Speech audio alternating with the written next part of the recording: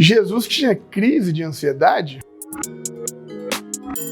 Esse ao ler a Bíblia comigo, você sabe, a gente está aqui toda semana, você já conhece o processo, vai lá no texto bíblico, leia o texto bíblico e depois volta aqui para a gente trocar aquela ideia. Você que está aqui vendo esse vídeo, acompanhando essa série comigo, você já sabe disso, senta o dedão aí no like, deixa seus comentários, o que você está gostando, não está, concorda, discorda, escreve aí para mim, mas não se deixa de inscrever no canal, não se deixa de ativar o sininho para tudo que a gente postar você receber de imediato. No texto de hoje, Jesus está confirmando tudo que ele falou ali nas Bem-aventuranças.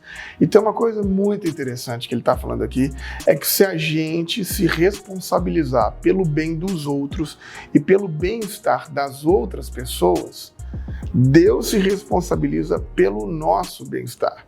Então, se a gente se responsabiliza em que as outras pessoas estejam bem, Deus também faz o bem para a gente. Por isso que Jesus começa no capítulo 6, no versículo 24, com a advertência. Vocês não podem servir a dois senhores. Mas como assim servir a dois senhores? Servir ao dinheiro? Essa advertência de servir ao dinheiro. E dinheiro aqui tem dois significados, duas traduções. A palavra traduzida do grego é mamona. Mamona, que quer dizer do deus Mamon, quer dizer o capital, o dinheiro, a cobiça. Mas esse capital, essa cobiça, vem do radical da palavra amém, que quer dizer seguro, segurança. Então, acompanha comigo o que Jesus está falando. Você não deve servir ao dinheiro, porque aquilo que você acumula, aquele capital que você acumula a partir da cobiça do outro, ou seja, não pensando no bem-estar do outro, e você coloca a sua segurança nisso, quando você ordena a sua vida, organiza a sua vida para isso, ou seja, servindo a esses ideais, é impossível servir a Jesus Cristo. Por isso que ele está dizendo, o bem-estar que você faz ao outro, ao próximo, Deus faz o bem-estar a você. Por quê? Porque de fato é como se fosse marketing multinível, como se fosse o rodando do ciclo. O bem que eu faço ao outro, que eu faço ao outro, que eu faço ao outro, retorna a mim uma hora alguém fazendo esse bem a mim. De maneira que se eu viver na cobiça, só acumulando capital a mim individualmente, como um indivíduo, colocando a minha segurança naquilo que eu acumulo, ou seja, servindo ao dinheiro, é impossível viver de maneira comunitária. E Jesus está falando que Deus cuida de mim porque Ele cuida da comunidade. Ou seja, quando eu cuido de Fernando, de Maria, de João, de Patrício, Patrício cuida do Felipe. João, Maria, Fernando cuida do Felipe. E nós passamos então a ter uma roda, um ciclo comunitário de cuidado. Então Deus está presente e cuida de nós. É isso que Jesus está falando. Jesus nos convida a tirar a confiança da nossa vida naquilo que a gente tem e naquilo que a gente acumula e nos esforçar para viver uma vida na lógica da solidariedade e da partilha total. Quando ele fala isso, aí ele vai dizer para nós, por isso você não deve preocupar com o que comer, com o que vestir. Ele está dizendo que essas preocupações vão ser solucionadas quando a gente passa a viver numa lógica da solidariedade e não na lógica da competitividade. Muita gente mal intencionada que não faz ideia da leitura do texto bíblico acha, inclusive, que esses textos é um convite à vagabundagem. Quando Jesus fala, olha os passarinhos do céu, né, eles que não trabalham, né, mas eles são sustentados por Deus o tempo inteiro. Né? Quando eles falam isso, não é esse convite ao não trabalho. É um convite a um trabalho, é um convite à produção, é um convite a fazer, porém, sem a preocupação. É trabalhar sem colocar a cabeça na preocupação sobre isso. Quer dizer, faça o que você tem que fazer.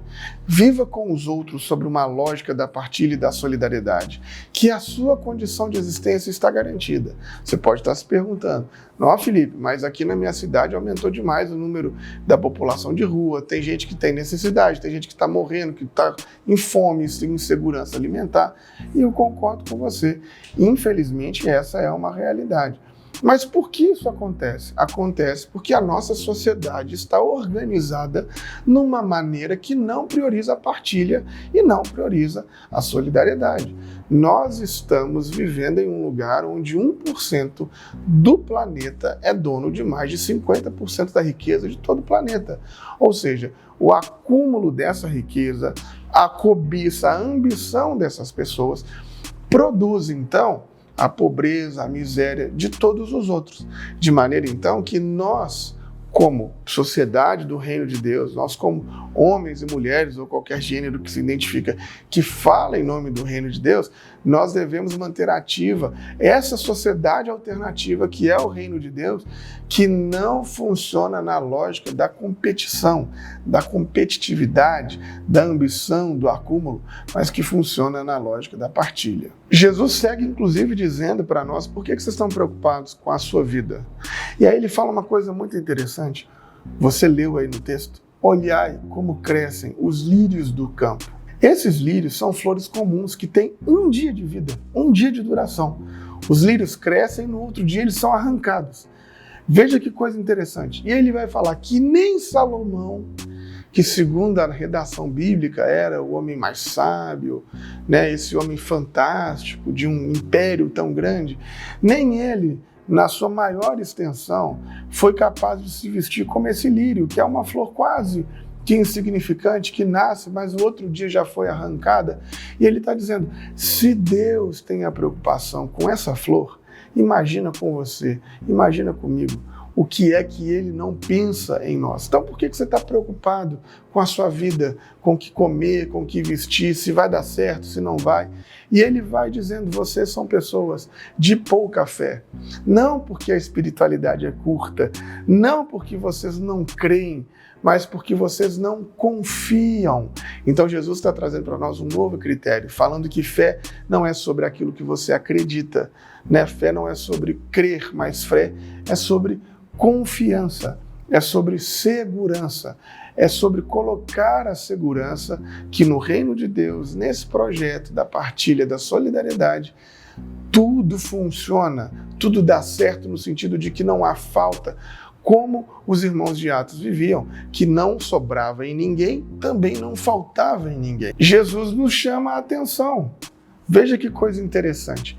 Ele não está corrigindo, ele não está disciplinando, ele está chamando a atenção, está dizendo assim, coloca o seu olhar aqui, isso é chamar a atenção.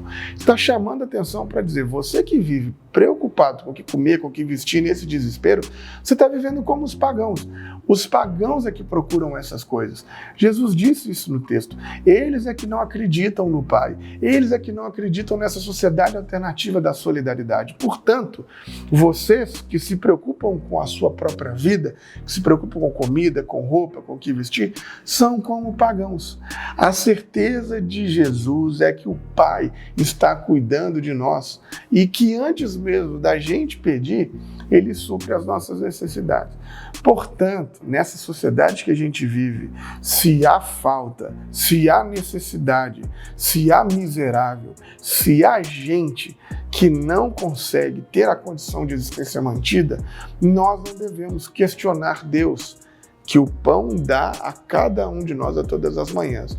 Nós devemos questionar por que é que tem gente que está ficando com 2 pães enquanto eu estou sem nenhum. Diante disso, Jesus vai e finaliza dizendo para nós, então por que vocês estão preocupados com o amanhã?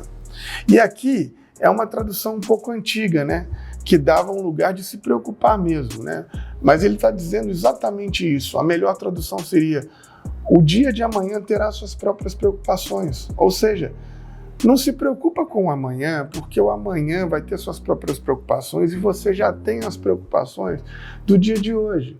Então, gasta a sua energia em tentar resolver os problemas que agora são apresentados, porque amanhã terá os seus próprios maus. Para cada dia basta os seus próprios problemas.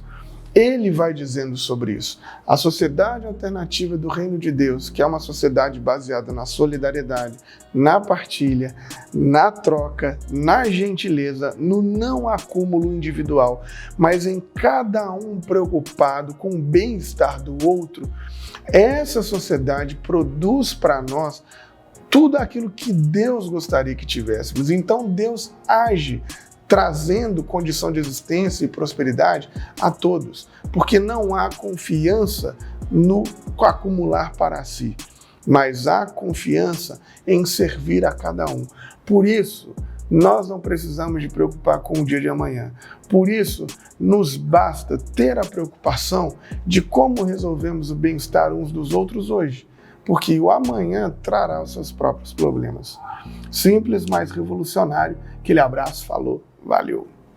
Você que está acompanhando tudo isso aqui que a gente faz, sabe da dificuldade danada que é produzir um conteúdo antifundamentalista. E nós, para continuarmos com esse canal, precisamos de você. Ajuda a gente a manter essa produção ativa no www.apoia.se/ORP. Contribui com a gente, deixa lá um cafezinho para a gente conseguir continuar produzindo esses textos, esse conteúdo aqui para você.